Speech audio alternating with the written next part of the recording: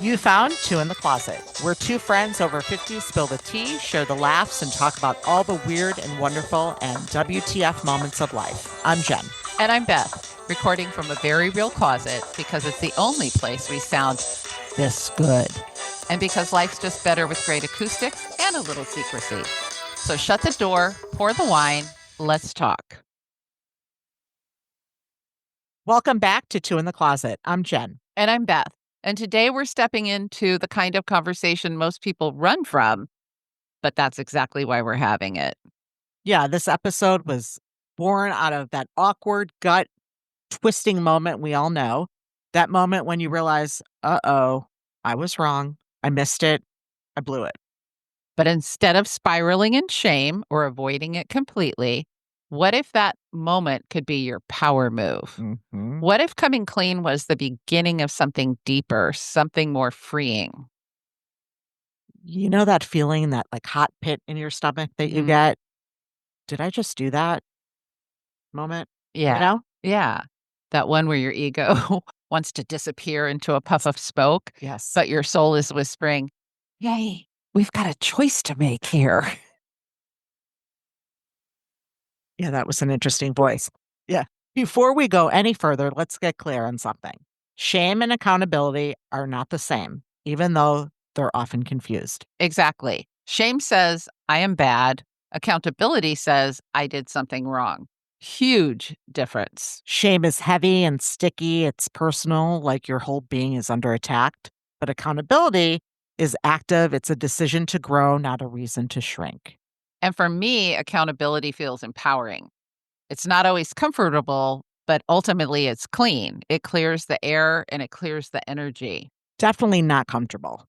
That's okay. How did we learn to fear being wrong? How was it for you, Jen? Well, I realized I wasn't afraid of getting in trouble as a kid because I never got in a lot of trouble. It was more of disappointing people that like stuck with me through adulthood.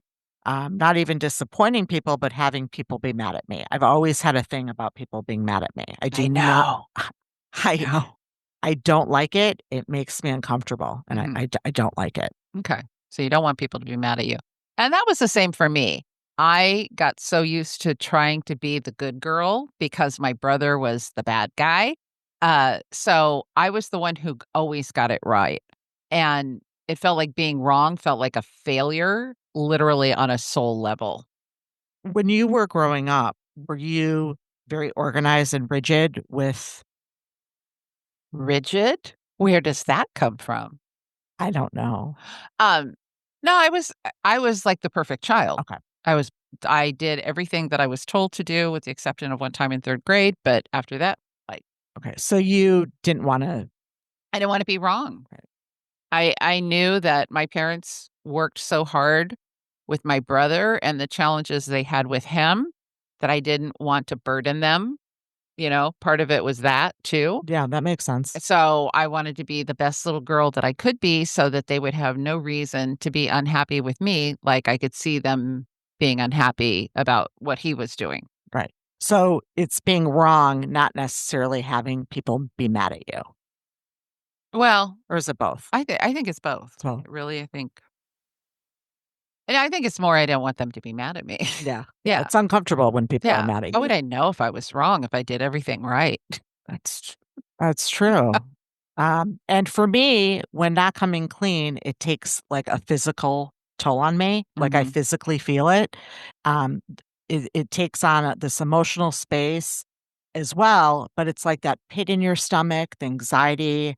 I get hot. I get like lightheaded. Like I really physically feel if, I'm not being truthful. Yeah. Does that make you nauseous in all of that? In a way. Yeah. Yeah. It's just so uncomfortable. It's Well, and absolutely you so don't need to uncomfortable. add any more anxiety into what's already happening, right? Exactly. And it's wild because when we avoid being wrong, we also avoid being real. We rob ourselves of growth, depth, and intimacy. So, blame versus responsibility. Let's talk about that. I used to deflect so fast, like, well, they did this, so of course I responded that way. Yeah, It's and a little immature. well, and, that you were immature when you were doing it, so Yeah, don't be hard on that yourself. is true. And sometimes, yes, their behavior did absolutely suck, but I still always have a choice in how I show up, and I like to say I can react or I can respond. React is that impulse to, "Well, they did that," like Right, you said, or I can choose to respond by, you know, considering that I could have played a part before I, lash out, which that ends up going nowhere anyway, right? So that even if they did suck, I still can make a choice about how I respond to that. right, that is true. So responsibility isn't taking all the blame, it's about taking your piece, Yeah, because you can't change what you don't own, which really makes a lot of sense. 100%. And if you always need to be the one who's right, you'll end up missing the bigger truth, right? And then we've got the spiritual accountability and how we show up. Right, which you just kinda Yeah, I mentioned kinda before. did, yeah. I kinda, like, had a forethought.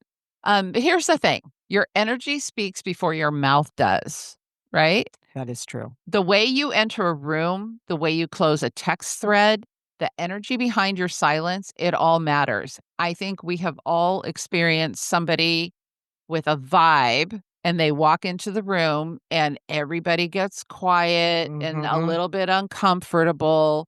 That's the energy walking into the room, right? When everybody else was light and, I'm thinking like a cocktail party or Right, something. And that's what then I and then that guy walks in and everybody kind of looks and then, oh God, I need air, right? right, So you go outside. your energy shows up long before you do. That's my point. Yes, and, that's like accountability. Isn't just about what you say, it's how you show up, Mhm. like you said.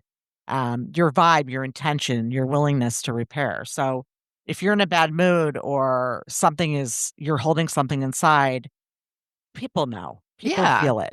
People, especially people close to you, like, you cannot pull one over on people that love you. Right, We are exactly. all connected, and that connection is just shorter distance, right? Right, And spiritually, it's like karma cleanup. When you own your own missteps, it clears your energy field. It unclogs the manifestation pipeline and it realigns you with truth. And I think we all can have a memory of when we did come clean with something and how much lighter, right? It's like it may have been really uncomfortable up until the point right, where you said it, right. but after you said it and you owned it, there's a release. Right, and it also always carries with you. Yeah. Like, for me, I have a story that I'll share.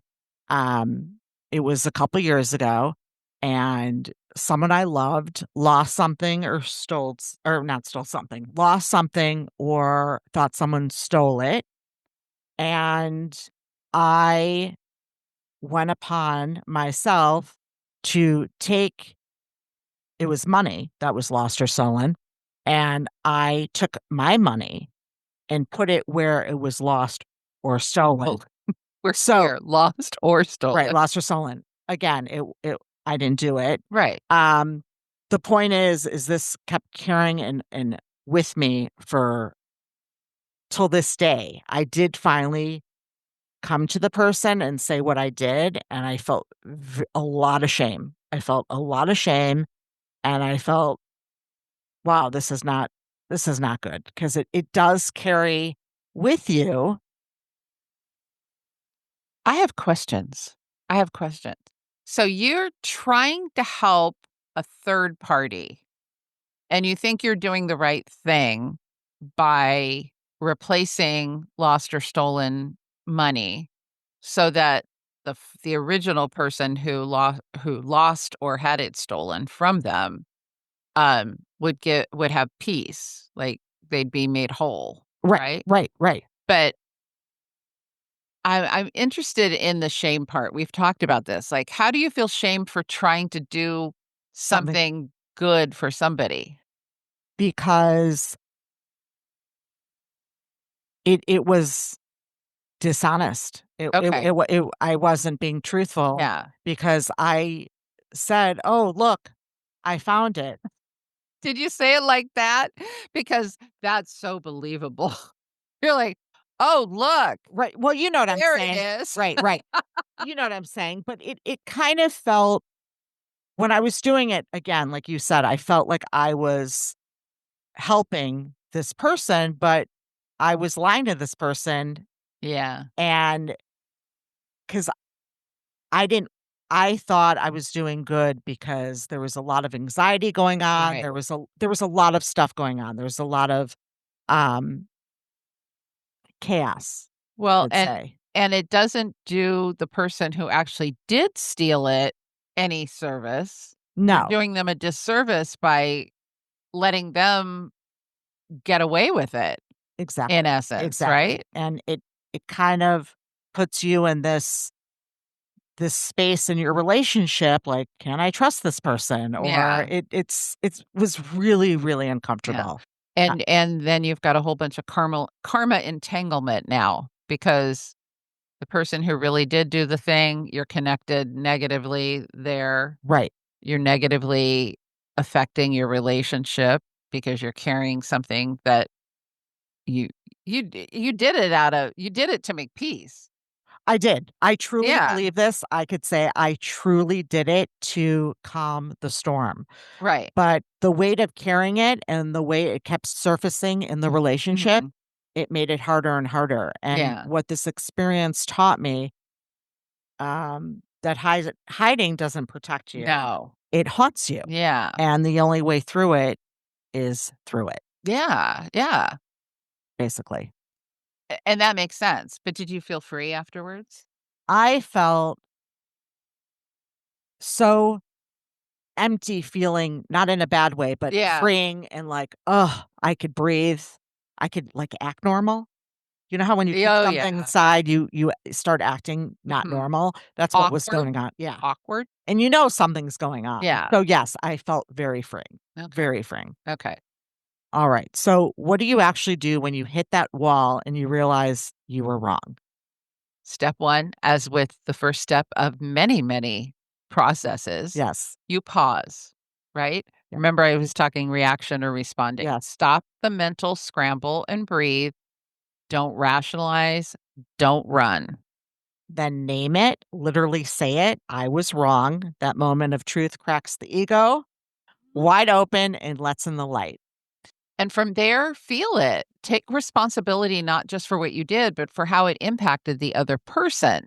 And I think if you can put yourself in that other person's perspective, it makes this process a lot easier and freeing. If it's repairable, repair it. If you're not ready, at least name that. Say, I know I messed up and I'm going to sit with it. Even that is healing. Even Yeah. saying, I'm not ready to discuss it, but And we I will do discuss have it. a situation where that occurred. Could you share it? I could. Thank you, Beth. No, I had a friend who kind of went off on me out of the blue one night when we were out. There was alcohol involved back then, but she just went on a tirade of belittling me and my relationship with the guy I was seeing, like all this stuff. And it came out of nowhere and it was so shocking to me because this person was in day-to-day life, we were very close. I never saw that side. So the next day she called and took accountability and she said, I was awful. Those things I said, blah, blah, blah, blah. But she remembered what she had Hmm. done. And she just said, I'm so, so sorry. And I wasn't going to end our friendship over it, but I was the person saying, I, I'm not ready. I'm not ready to have a conversation with you. But, but it took me a month. Right. But when you even said that, I'm not ready to have this conversation, didn't you, in a way, feel a little freer? Yeah. Absolutely, because if I just ignored her, the calls, the voicemails, the texts, like, all of that is sludge, energetically too, right? It's like carrying a lie around. 100%, 100%. Yeah, so I think it it was it was freeing to a certain degree for her too, because she had been heard, and she knew she had been heard, because I said, I hear you, but I'm not I need time to Yeah. process this. This is So I think that's a good takeaway is if you're upset with someone or you are processing something, are about to maybe do a little lie or, you know, and you're not ready at that moment, at least just give courtesy to the person and Mhm. say, "Hey, I do wanna talk to you. I just need a second to process." process. Yeah, yeah. We had some listeners that told us what they felt. Coming clean feels like a breakdown, but it ends up being a breakthrough. Owning my part didn't just save my friendship, it saved I love me. that one. I know, because, don't throw the baby out with the bathwater until the baby does it a second time, and then throw the baby out. Wow, I just inserted a personal trigger. Yes, Um, you did. another listener said, "I avoided apologies for years, and turns out that was the heaviest weight I was carrying." I I truly believe that where weight is concerned, where Mhm. physical weight is, 100%. it's unforgiveness, so it's shame. I needed to work the shame acronym in, because I heard something this Oh, week yeah. that was mind-blowing Share that. about shame. It's an acronym, and I'm trying to remember where I heard it from. Should have already mastered everything. Like, if that isn't the perfect I love example that. of what causes us to feel shame, that's just a little side note. We may cut that out. But I do Mhm. believe that speaking out, "I was wrong. I made a mistake. I misjudged," whatever, it is so freeing for both parties. And um, it's just, we don't need to carry that stuff. No, And people have talked about when they really did deep forgiveness work and accountability work, their their weight just starts to dissolve. I'm it's still waiting for that. being wrong doesn't make you weak. No. Hiding from it does. And truth telling is strength, and repair is a superpower. And the real you, the brave you, is always waiting on the other side of the honesty. That's what I love too. It's like there's a bigger, brighter you. This week, we dare you. If something's sitting heavy on your chest, take a deep breath and come clean. Never be afraid to say, "My bad." Thanks for hanging out with us in the closet. I'm Beth, And I'm Jen. and this has been Two in the Closet, your place for laughs, real talk, and maybe a little oversharing.